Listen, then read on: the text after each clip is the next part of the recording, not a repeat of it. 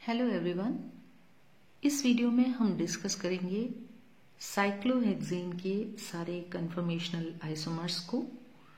Cyclohexane का molecular formula होता है C6H12 और स्ट्रक्चरल फॉर्मूला ये आपके सामने रफली मैंने लिख दिया है।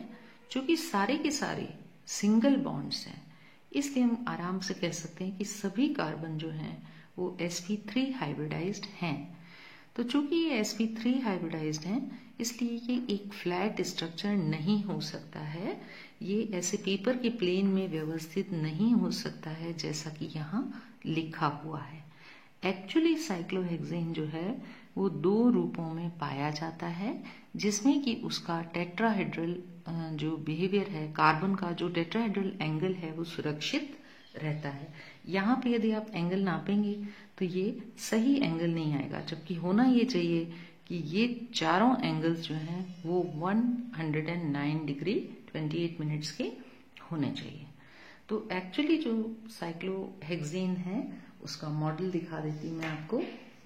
दो रूपों में पाया जाता है, उसमें से एक रूप मैंने यहाँ पे ये चेयर फॉर्म है, साइक्लोहेक्सेन का चेयर फॉर्म है। थोड़ा सा आड़ा करके दिखाती हूँ आपको।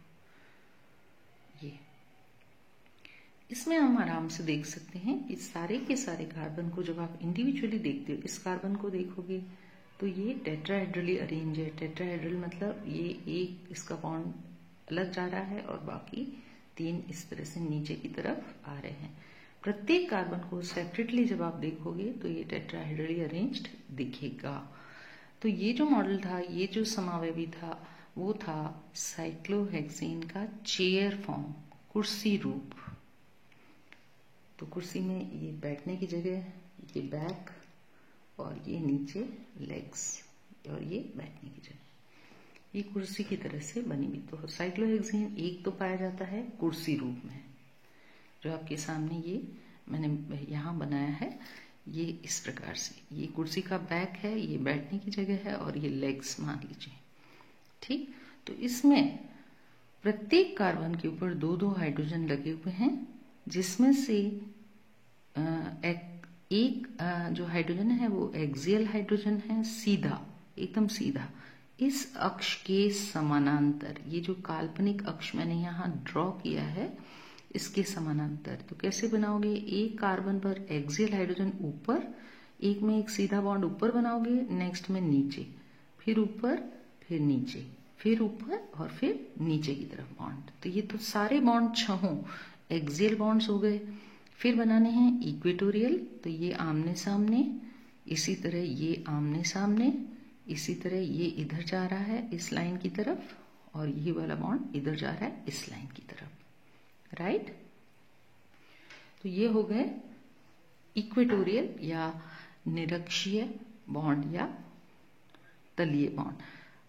ध्यान से देखो, इसको मैं अगर गोला कर लूं इतने पोर्शन को, तो ये आपको टेट्राहेड्रल दिखाई देगा। ये एक बॉन्ड ऊपर और तीन बॉन्ड नीचे, चतुष्फलक की संरचना आपको क्लियरली दिखाई देगी। ठीक, तो साइक्लोहेक्सेन के चेयर फॉर्म भी दो तरह से हो सकते हैं। पहला तो ये, और दूसरा जिसमें कार्बन नंबर 1 को बनाया है नीचे की तरफ और कार्बन नंबर 4 को बनाया है ऊपर की तरफ। यानी कि मेरे हाथ में जो ये मॉडल था उसमें यदि ये 1 है और ये 4 है, तो अब की बार मैं इस 4 को ऊपर ले जाती हूँ और इस 1 को नीचे ले आती हूँ, ये इस तरह से। ठीक, तो ये हो गया सेकंड चेयर फॉर्म।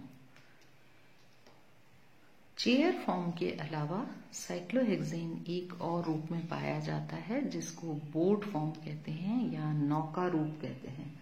बोट या नौका, जिसमें दोनों साइड से मैं इसको कार्बन नंबर 1 और कार्बन नंबर 4 दोनों को ऊपर ले आई।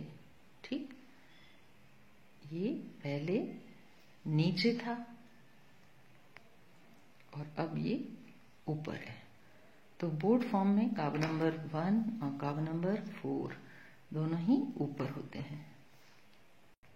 तो कुल मिला के जो आपका साइक्लोहेक्सेन है वो मुख्य रूप से इसके दो समावयवी होते हैं, एक चेयर फॉर्म, एक बोट फॉर्म। ठीक, चेयर फॉर्म के फर्दर फिर दो फ्लिप करके आप दो आइसोमर बना सकते हैं, ये दोनों वैसे सेम है। ठीक, यहाँ जहां जहां भी ए लिखा है उसका मतलब है एक्सियल या अक्षीय, जहां जहां भी ई लिखा है वो है इक्वेटोरियल या निरक्षीय, जहां एस लिखा है वो है बो स्पिरिट, और जहां एफ लिखा है वो है फ्लैग पोल। तो अब बात आती है कि चेयर फॉर्म और बोट फॉर्म यानी कि कुर्सी रूप और नौका रूप में से कौन सा ज्यादा स्थायी रूप है। जैसा कि आप स्पष्ट रूप से देख पा रहे हैं, चेयर फॉर्म में कार्बन नंबर 1 और 4 एकदम दूर दूर हैं एक दूसरे से, जबकि बोट फॉर्म में 1 और 4 आमने सामने हैं। तो इसकी जो हाइड्रोजन है उनकी दूरी कम है। ठीक, उनके बीच में प्रतिकर्षण हो सकता है दूरी कम होने की वजह से।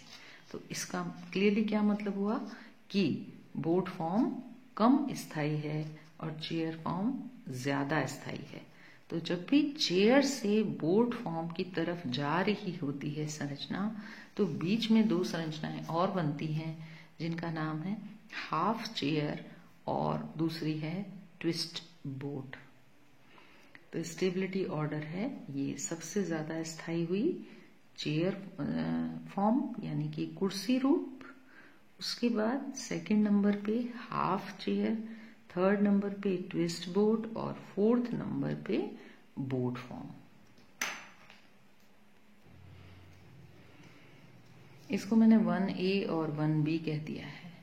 ठीक, कुल मिला के इन दोनों को 1 कहेंगे, और इनका जो एनर्जी प्रोफाइल डायग्राम है, जो सभी संरचनाएं हैं उनका एनर्जी प्रोफाइल डायग्राम ये है। अब आपको एक काम करना है कि हाफ चेयर वाला जो डायग्राम है वो खुद बनाना है, और ट्विस्ट बोट वाला भी खुद ही सर्च करके बनाना है। उनको यहाँ पे अरेंज करना है। आई होप आपको साइक्लोहेक्सेन के सभी कन्फर्मर्स अच्छी तरह से समझ में आ गए होंगे। Thank you very much.